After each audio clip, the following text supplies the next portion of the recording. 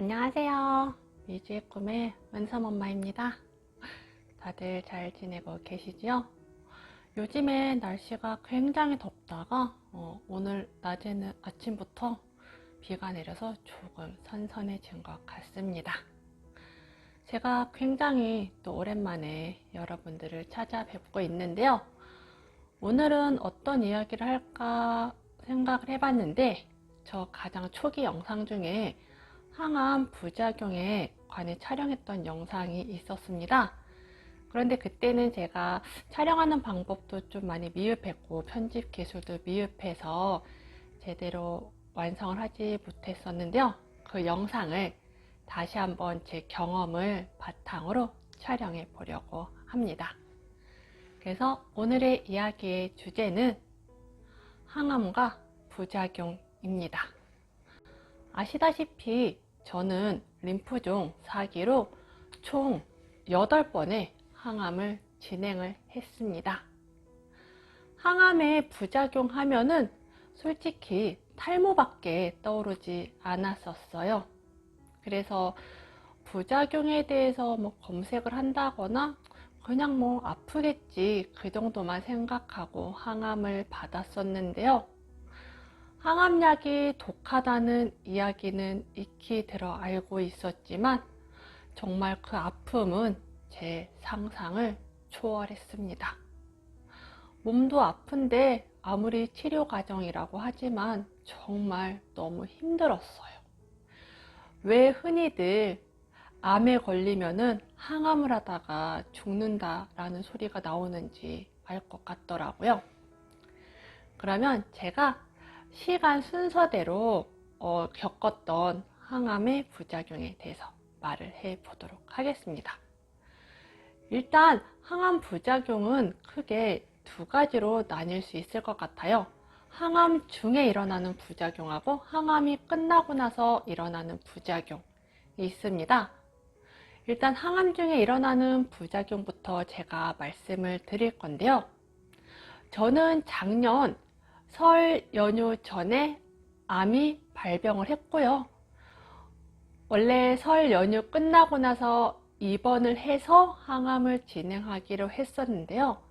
안타깝게도 설 연휴 기간 동안에 열이 40도가 넘어가면서 급하게 입원을 하고 또 급하게 항암을 진행을 하게 되었습니다.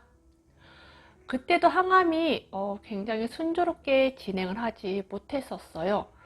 설 연휴 기간 동안에는 계속 열을 떨어뜨리는 항생제하고 해열제를 맞고 있었고요. 열이 어느 정도 잡힌 다음에 항암을 시작해야 하는데 워낙 갑자기 환자분들이 다 입원을 하다 보니까 케모포트를 심는 게 계속 지연이 됐습니다. 그래서 오죽하면 저희 과장님께서 간호사 선생님과 주치의 선생님께 이 팔에다가 항암 할 수 있어요 없어요? 얘는 빨랑 항암 해야 되는 환자라니까요. 그냥 나 그럴 정도로 빨리빨리 항암을 진행하라고 했었습니다. 그래서 정말 다행히도 케모포트 시술을 받고 저는 1차 항암을 진행하게 되었습니다. 그렇게 항암이 끝나고 난 다음에 딱 들었던 생각이 별로 안 아픈데? 괜찮은데? 별로 힘들 것 같지 않은데 였습니다. 그런데 그 항암한 날, 다음 날부터 부작용이 조금씩 나타나기 시작했습니다. 첫 번째 부작용은요, 항암하고 그 다음 날부터 정말 신기하게 입맛이 없어요. 밥을 먹는데요, 그냥 돌 씹는 느낌. 막 고기 같은 것도 나오고 반찬이 많이 나왔는데요, 그냥 써요. 뭐랄까 정말 그냥 맛이 없어요. 원래 병원밥이 좀 맛이 없긴 했지만 정말 고기를 먹는데도 그 고기 양념 맛하고 좀 나야 되는데 그냥 쓴맛, 질긴 맛, 아무 맛이 안 나요. 그래서 저는 한 3차 때부터는 일반식 안 받고 정말 누룽지죽만 먹다 나왔어요. 먹기는 해야 되니까 그나마 죽은 밀어 넣으면 되잖아요. 죽만 먹다 나왔던 경험이 있습니다. 그리고 두 번째는 이제 항암을 하고 나면은 원래 항암약이 암세포를 공격을 하잖아요. 그런데 우리 몸에 재생이 빨리 되는 세포들, 뭐 입 안에 상처 나면은 빨리 낫잖아요. 뭐 위나창, 뭐 항문, 그런 식으로 머리카락, 재생이 빨리 되는 세포들도 같이 공격을 받는다고 합니다. 그래서일까요? 속이 굉장히 쓰려요. 그냥 속이 아파요. 그래서 속 달래주는 쬐그만 링겔 같은 것도 계속 놔주시고요. 그리고 아침마다 분홍색 약이 하나 있어요. 그거 하나씩 받아가지고 먹고 나서 밥을 먹곤 했습니다. 그 약 되게 효과 좋아요. 저 태어날 때도 한 일주일치 정도씩은 처방 받아서 집에 와서도 먹었었습니다. 그거 이렇게 먹고 나면은 약도 달달하니 속도 많이 가라앉습니다. 세 번째, 배변 활동이 굉장히 둔화가 돼요. 사람이 화장실을 갈 때는 소변이 마렵다, 대변이 마렵다, 그 신호를 받고 화장실을 가잖아요. 일단 항암약에 같이 공격을 받아서인지는 모르겠는데요. 감각이 사라져요. 그렇게 수액이 많이 들어갔잖아요. 근데 화장실을 가고 싶다는 느낌이 안 드는 거예요. 그럼 어떻게 하느냐? 그냥 주기적으로 화장실을 가는 거예요. 뭐 30분마다 한 번씩, 1시간마다 한 번씩. 소변은 솔직히 이렇게 가면은 되는데요. 대변은 너무 힘들었어요.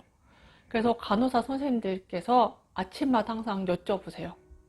회진하실 때마다 어제 화장실 갔다 오셨냐고, 대변 보셨냐고 항상 여쭤보시더라고요. 정말 저는 태어나서 처음으로 1차 항암 끝나고 나서 변비약이라는 거를 먹어봤습니다. 화장실을 못 가서요. 정말 처음으로 변비약이라는 걸 먹어봤을 정도로 배변 활동이 굉장히 힘듭니다. 이거는 제가 5일 정도 입원 항암을 했었는데요. 태어나고 나서도 한 일주일 정도는 정말 소변 감각, 특히 대변 감각이 좀 늦게 돌아왔어요. 네 번째는요, 피부가 다 일어나요.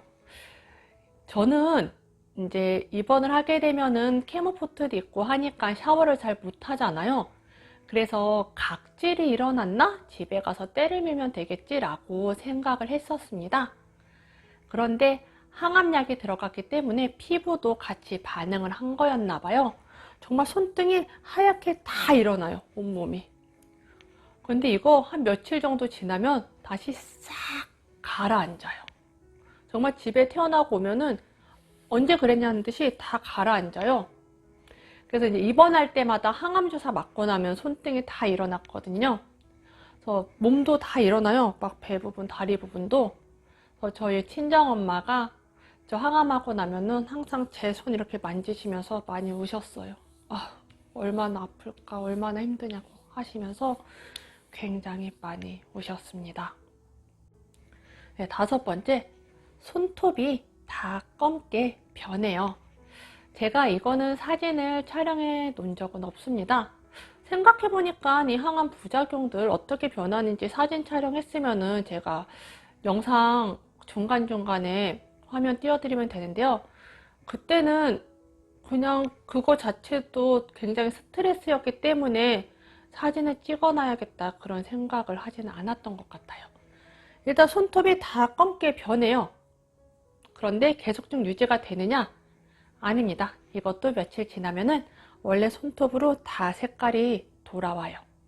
그런데 발톱은 제가 항암 거의 막바지 이뤘을 때 한 7회차, 8회차 정도 됐을 때 검게 변했거든요. 그런데 얘는 정말 죽었어요. 특히 엄지발톱은 완전 색깔이 죽어가지고 되게 아팠어요. 정말 뽑아내고 싶을 정도로. 그래서 지금은 자라면은 깎아내고 자라면 깎아내는데요. 그 느낌이 되게 두터워요. 되게 두껍고 뭔가 제 발톱 같지 않은 느낌? 지금 한 반 정도 자라서 깎아냈고요. 반 정도 엄지발톱 남아 있습니다. 이렇게 손톱과 발톱의 색깔이 변하게 됩니다. 여섯 번째, 구내염이 옵니다. 그래서 항암을 하고 나면은 노란색 찌그만 약에 담겨있는 약병을 줘요. 그래서 아침, 점심, 저녁, 자기 전 하루에 4번씩 입에 물고 있다가 꿀꺽 삼키라고 하거든요. 그런데 저는 이걸 한 번도 제대로 한 적이 없어요. 일단 좀 속에서 안 받아서 오히려 그걸 삼키고 나면 더 구역질도 나고 막 더 힘들고, 심지어 집에서 한번 그거 했다가 정말 쓰러져서 응급실 갈 뻔할 정도로 저는 그게 제 몸에 굉장히 안 맞았어요. 그런데 다행히도 저는 구내염이 심하게 온 적이 없습니다. 되게 운이 좋은 케이스죠. 굉장히 심하게 구내염이 오신 분들은 식사도 힘들다고 합니다. 그런데 저는 1차 끝나고 집에 왔었을 때요, 잇몸에 조그맣게 상처 1개인가 2개 정도까지 났었는데요. 그 이후로 뭐 목이 아프다, 막 구내염이 나서 씹을 수가 없다, 밥을 먹을 수가 없다, 그랬던 적이 한 번도 없어요. 진짜 저는 구내염이 안 왔던 되게 운이 좋았던 케이스인데요. 환자마다 다르지만 구내염이 심하게 오는 경우도 있다고 합니다. 그리고 7번째로 제가 굉장히 힘들었던 것 중에 하나인데요. 항암을 하고 나서 온몸이 띵띵 부었어요. 어느 정도였냐면요. 정말 제가 항암하기 전에는 49, 48kg 그랬거든요. 54kg까지 찍었어요. 막 팔, 허벅지, 배 할 것 없이 띵띵 부은 거예요. 계속 수액도 맞고 하는데 그게 소변으로 배출이 돼야 되는데 못 나오는 거예요. 그래서 저희 과장님께서 사진을 오셨는데요. 제가 과장님 저 몸이 너무 부어서 힘이 들어요. 그랬더니 이제 저희 과장님께서 주치의 선생님한테 홍미자 이뇨제 놔줘 라고 말한 거예요. 그때 저희 주치의 선생님께서 홍미자 환자 별로 붓지 않았습니다. 이뇨제까지 놓을 필요가 없을 것 같습니다 라고 말을 하신 거죠. 근데 저희 과장님께서 뭐라고 하셨냐, 딱 제 팔을 드시더니 얘 그냥 팔이 가는 애야, 이뇨제 놔주라니까, 그러고 나가셨어요. 그러고서는 제가 원래 상체가 좀 말랐거든요. 그래서 이뇨제 주사 맞았습니다. 그러고 나서 좀 소변을 봤던 것 같아요. 나중에 저희 언니가 말을 해줬는데요. 이 항암약이 보통 약보다 입자가 굉장히 좀 굵다고 합니다. 그래서 이걸 저희 장기 중에서 신장이 분해 활동을 해줘야 되는데요. 제가 평소에 물을 굉장히 안 마셔요. 정말 하루에 한 2컵 마시면 많이 마실까 정도로 물을 안 마셨는데요. 그러다 보니까 제 신장 기능은 그거를 분해하는 능력이 떨어졌던 거래요. 그래서 항암약을 분해를 못 해가지고 제가 몸이 계속 부어 있었던 거라고 합니다. 그래서 항암하시는 분들 물 많이 드셔야 돼요. 그래서 저도 1차 때 너무 고생을 해가지고요. 2차 때는 항상 생수 그 500ml든 330ml든 이렇게 크게 묶음되어 있는 거 있죠? 그거 하나씩 사들고 병실에 갔어요. 그래서 항암하면서 하루에 그 500ml 막 2개, 3개씩 계속 마셔줬어요. 왜냐면은 맛있는 게 보이잖아요. 그래서 정말 그거 사들고 간 거 반 이상은 다 먹으면서 나왔어요. 그래서 항암하시는 분들은요, 물 정말 많이 드셔야지 항암약도 분해가 빨리빨리 되고 몸도 많이 안 붓고 화장실도 자주 갈 수 있고 또 배변도 자주 볼 수 있고 그렇습니다. 물 많이 드셔야 돼요. 이렇게 한 7가지는 제가 병원에 5일 동안 입원하면서 쭉 나타났던 항암의 부작용이었습니다. 그리고 1회차 때 5일 입원을 하고 나서 퇴원을 했어요. 퇴원을 하고 집에 왔는데요. 저희 언니가 저에게 전화를 해서 이런 말을 해줬습니다. 미지야, 항암하고 나서 7일째 정도 되면은 무기력증이 올 거야. 그러니까 너무 놀라지 말고 어차피 오는 증상이고 금방 지나갈 거니까 잘 견딜 수 있지? 잘 견뎌야 돼. 잘 버텨야 돼. 라고 말을 해줬어요. 무기력증? 태어나고 봤더니 몸이 괜찮은데 그게 뭐지? 하고 그냥 넘겼습니다. 그날 저녁부터 온몸에 살짝 무언가 증상이 오기 시작해요. 8번째 증상, 온몸 아픔이 시작이 됩니다. 흔히 들어보신 적 있나요? 온몸을 칼로 난도질 당하는 느낌. 예, 정말 너무 아파요. 뭐라고 설명을 할 수가 없어요. 그냥 거인이 내 몸을 잡고서 쥐어짠 듯한 느낌? 그냥 아파요. 손만 대도 아프고 누가 건드는 것도 싫고, 이 아픔은 어떻게 정말 표현할 수가 없어요. 그래서 저희 남편이 저보고 진통제 좀 먹으라고 하고, 저는 그런데도 진통제를 안 먹었어요. 먹었다고 했던 진통제라고 해봤자 타진? 그것도 한 팩에 열알 이렇게 들어있잖아요. 저 그것도 다 먹어본 적이 없어요. 그냥 버텨야 된다라고 생각을 했습니다. 왜 미련하게 그런 행동을 하세요? 라고 말씀하실 수도 있는데요. 그때 당시에 제가 어쨌든 굉장히 진행이 많이 된 암이었고, 치료가 될지 안 될지 막 조혈모 이식 세포의 이야기까지 들었었기 때문에 더 아파지면은 더 센 진통제를 언젠가는 먹어야 되는데, 지금 이 진통제를 먹으면은 내 몸에 익숙해져서 나중에 진통제가 안 들을까봐 그 무서움 때문에 진통제를 안 먹고 버텼어요. 그래서 저희 남편하고 굉장히 많이 싸웠어요.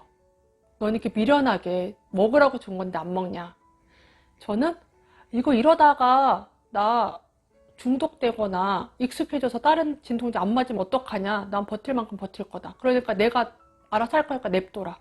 이러면서 굉장히 많이 싸웠어요. 그렇게 온몸을 칼로 난도질 당하는 느낌의 온몸 통증이 오고 나서 9번째 무기력증을 경험을 했습니다. 정말 신기해요. 딱 7일째 되던 날 아침에 일어나서 아이들 밥을 줘야지 하고 있는데 일어날 수가 없는 거예요. 정말 손가락 하나 까딱할 힘도 없어요. 밖에서 애들 소리가 들려요. 엄마 배고파요 하는데 아무것도 못해요. 그래서 그래 조금만 기다려 그러고 났는데 저희 둘째가 들어온 거예요. 엄마 많이 아파요? 엄마가 너무 아프네? 그랬더니 저희 둘째가 저희 창가 쪽으로 가서 기도를 했습니다. 엄마 아프지 않게 해주세요. 정말 그 뒷모습을 보면서 그날 처음으로 정말 펑펑 울었어요. 남편한테 전화해서 나 죽는 거냐고, 나 좀 살려달라고, 나 살고 싶다고, 너무 아프다고 정말 펑펑 울었어요. 그래서 엄마 급하게 집에 오셔서 애들 밥 챙겨주시고 정말 하루 종일 누워있었어요. 밥 먹을 힘도 없고 엄마가 방에 막 밥 갖다 줬는데 못 먹겠다고 했더니 엄마는 엄마대로 속상해서 먹어야지 살지 이러면 어떡하냐고, 너 죽을 거냐고 막 존내키시면서 오시고, 저는 엄마 진짜 못 먹겠다고, 내가 먹기 싫어서 안 먹는 거 아니라고, 나 좀 잠깐만 내려버려 달라고 말하면서 울고, 그날이 가장 힘들었던 것 같아요. 진짜 울기도 많이 울었고 엄마랑 되게 부둥켜안고 울기도 했고 네, 그렇게 온몸에 무기력증이 왔었습니다. 그러고 나서 항암하고 5일째 태어나고 한 일주일 정도 지나서 외래 진료가 잡혔습니다. 첫 번째 항암이어서 항암 진행 과정 볼 겸 그렇게 외래를 한번 갔었는데요. 과장님께서 괜찮냐고, 그래서 얘 몸도 아프고 이렇게 했었는데 잘 버티고 있어요 라고 말씀을 드렸죠. 그러면서 과장님, 그런데 저는 머리카락 안 빠지려나 봐요. 머리카락 안 빠지는데요? 그랬더니 저희 과장님께서 아니야, 빠질 거야. 항암하고 2주 정도 지나면 한 80% 정도 빠지고 2회차 항암 들어가고 나면은 나머지 거 다 빠질 거야 라고 하시더라고요. 근데 그때도 딱히 그 말이 와닿지 않았거든요. 머리가 안 빠지니까요. 그런데 정말 항암하고 2주가 지나는 시점에 이제 샤워를 하는데요. 머리를 감잖아요. 슥 하는데 어머, 머리가 검게 다 걸려서 나와요. 아프다는 느낌이 아니에요. 그냥 슥 했는데 걸려서 머리카락이 다 나오는 거예요. 나와서 머리를 말리는데요, 밑에 이만큼이 쌓여요. 너무 무서울 정도로. 그래서 온 가족 다 같이 머리를 밀러 미용실을 갔습니다. 왜냐면은 뭐 그냥 두시는 분들도 있다고 하는데 저는 머리숱도 굉장히 많았고 그 빠지는 거에 스트레스가 장난이 아니었거든요. 근데 혹시라도 저희 꼬맹이들이 놀랄까봐 첫째랑 둘째랑 남편이랑 다 같이 머리를 자르러 갔어요. 저희 남편은 그거 동영상 촬영도 해줬고요. 저희 첫째도 옆에서 지켜봤고요. 이제 바리깡으로 다 밀었는데 안타깝게도 저희 둘째가 미용실에서 잠이 들은 거예요. 그래서 머리를 밀고 이제 모자를 쓰고 집에 와서 저희 둘째가 놀랄까봐 예섬아, 엄마가 실은 아파서 머리를 이렇게 다 밀었어. 그러니까 너무 놀라지 마 하고서는 모자를 벗고 머리를 보여줬어요. 근데 저희 둘째가 그때 한마디 해줬어요. 엄마, 머리카락 누가 다 가져갔어? 다행히 심하게 놀라진 않았고요. 네, 그렇게 머리를 밀었습니다. 근데 머리를 바리깡으로 밀면 이렇게 짧게 이렇게 까칠까칠하게 좀 남아 있어요. 그거는 면도를 하지 않는 이상은 안 되더라고요. 그런데 정말 이창함 들어가고 나서 그 짧은 머리카락조차 싹 빠져서 정말 이렇게 맨동맨동 정말 매끈매끈한 머리를 갖게 되었습니다.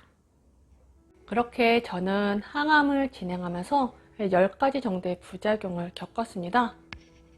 입맛이 없어지고요. 속이 쓰리고요. 배변 활동이 둔화가 됐습니다. 피부가 일어났고요. 손톱, 발톱의 색깔이 죽었으며 구내염이 오기도 합니다. 온몸이 부어가지고 띵띵 부어서 굉장히 힘들었고요. 온몸을 칼로 난도질 당하는 느낌의 통증을 겪었고 무기력증이 왔고 탈모가 진행이 됐습니다. 이거는 제가 1회차부터 8회차까지 항암을 진행하면서 계속 주기적으로 나타나는 부작용이었고요. 다행히도 회차가 진행될수록 이 부작용이 나타나는 그 강도가 조금씩 약해지기는 했어요. 저는 이렇게 부작용을 겪고 나서 항암이 끝났는데요. 항암이 끝나고 나면은 이제 다 끝났다라고 생각을 했어요. 더 이상 뭐 아프거나 그런 거 없을 거라고 생각을 했는데요. 그것도 오산이었습니다. 항암이 끝나고 난 다음에 부작용은 조금 다르긴 한데요. 이것 또한 만만치 않게 저를 너무너무 힘들게 했습니다. 항암이 끝나고 난 다음엔 어떤 부작용이 나타났었냐면요. 첫 번째, 체력이 없어요. 정말 체력이 거의 바닥을 찍는다고 보셔야 돼요. 어느 정도였냐면요. 달리기 정도 같은 것도 정말 힘들고요. 조금 걸어 다니는 것도 가능은 한데 집안일을 한다든지 무언가를 활동하는 거는 굉장히 힘들다고 생각을 해주셔야 돼요. 그래서 항암 끝나고 난 다음에는요. 그냥 나는 애기다. 나는 보호받아야 될 애기다. 나는 아무것도 못하는 애기다. 그렇게 생각하시고 지내셔야지 가장 좋은 것 같습니다. 그리고 두 번째, 제 영상 몇 번 나왔죠? 아시다시피 백혈구 수치, 호중구 수치, 면역력 수치 바닥을 그냥 찍어놔요. 이것 또한 회복하는데 굉장히 오래 걸렸지만 어찌됐든 회복은 됩니다. 세 번째는요. 손가락이 너무 아팠어요. 관절이 움직일 수가 없었어요. 그래서 전 류마티스 관절염이 온 줄 알았어요. 그래서 류마티스과 가가지고 정말 진료도 받아야 되나라고 할 정도로 너무 아팠어요. 아침마다 일어나는데 손가락을 움직일 수가 없어요. 그래서 강제로 움직이려고 딱 꺾는 순간 아! 하면서 그 통증이 쫙 퍼지면서 정말 눈물이 나요. 한 1시간 정도 지나야지 겨우 좀 움직여지는 정도? 너무 힘들었어요. 손가락이 움직여야지 뭘 하잖아요. 그래서 막 일부러 따뜻한 물에 넣어가지고 이렇게 막 주무르기도 하고요. 어떻게든 막 움직여 보려고 이렇게 막 손가락 마사지도 하고 했는데, 지금은 아침마다 살짝 아프긴 하지만 바로 구부리는 거 정도는 되는데요. 정말 그것도 작년 말까지 한 5, 6개월 정도 이상은 손가락 너무 아파서 고생했었습니다. 이거 굉장히 힘들어요. 이 또한 항암의 부작용이 아닐까 싶습니다. 그리고 마지막으로 부작용이라고 하기는 뭐한데, 이걸 그렇다고 아니라고 하기도 뭐하고, 근데 저는 부작용이라고 보고 있습니다. 우울증이 와요. 굉장히 우울해요. 아직까지도 감정 기복이 좀 심해요. 근데 이게 어떤 우울증이냐면요, 혹시 재발할까 굉장히 무서워서, 그거에 때문에 좀 우울증이 사람이 오더라고요. 좀만 아프면은 혹시 재발한 거 아니야? 아니면은 나 정말 완치 판정 받을 수 있을까? 나 항암하게 되는 거 아니야? 나 우리 아이들하고 앞으로 계속 행복하게 살 수 있을까? 그런 쓸데없는 생각하면서 굉장히 삶이 좀 우울했어요. 작년 말에 제 영상 중에 하나 있죠. 되게 울면서 찍었던 거. 정말 멘탈 다 나가서 너무 힘들었어요. 정말 정신과 상담을 받아야 되나 할 정도로 굉장히 힘들더라고요. 아마 있지 않을까 싶어요. 뭐 항암하고 나서 뭐 저같이 뭐 우울한 환자들을 위해서 뭐 상담해주는 그런 센터 있지 않을까요? 저도 한번 알아봤어야 되는데, 그냥 어떻게든 여차저차 정말 이 악물고 버티고 있는 것 같아요. 그런데 정말 항암하고 나서는 굉장히 우울감이 오는 것 같습니다. 몸도 아프고 마음도 아파요. 지금은 제가 그래도 여러분들에게 이렇게 웃으면서 말씀드리고 항상 영상에서 밝은 모습 보여드리려고 노력하고 있었는데요. 지금도 살짝 그렇지만 너무 많이 힘들었어요. 저도 여자다 보니까 막 머리 빠지고 막 온몸 다 망가져 있고 막 그런 거 보면은 우울하기도 하고 좀 무섭기도 하고, 정말 재발에 대한 두려움이 몸에 우울감을 좀 가져오는 것 같더라고요. 그래서 항암이 끝나고 나서도 여러 가지 부작용이 옵니다. 모든 사람들이 다 똑같은 부작용을 겪는 것 같진 않습니다. 그런데 저는 제가 겪었던 부작용을 바탕으로 여러분들께 조금이나마 도움이 됐으면 하는 마음에 설명을 드린 건데요. 이 외에도 다른 많은 부작용들이 있을 거라 생각됩니다. 그래서 저는 솔직히 항암을 그냥 아무 생각 없이 진행에 들어가서 그냥 맞닥뜨리다 보니까 많이 힘들었거든요.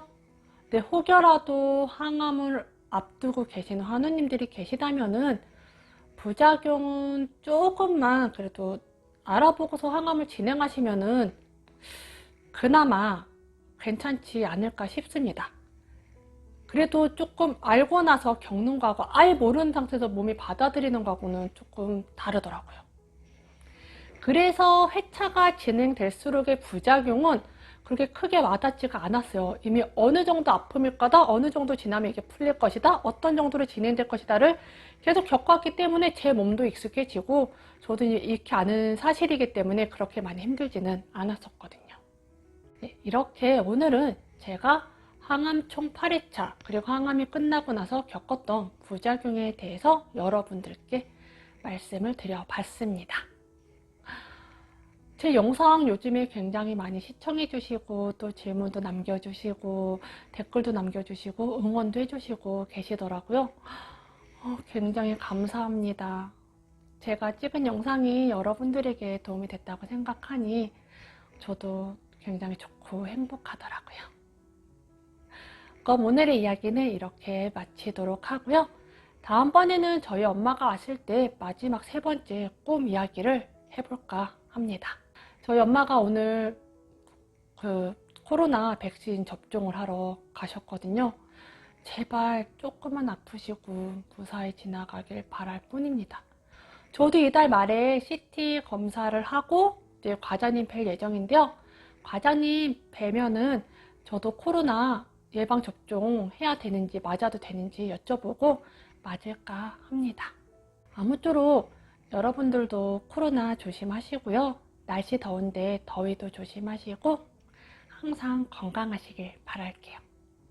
오늘도 제 이야기 들어주셔서 너무너무 감사드리고요. 다음번에는 또 재미있게 영상을 한번 촬영해 보도록 하겠습니다. 감사합니다.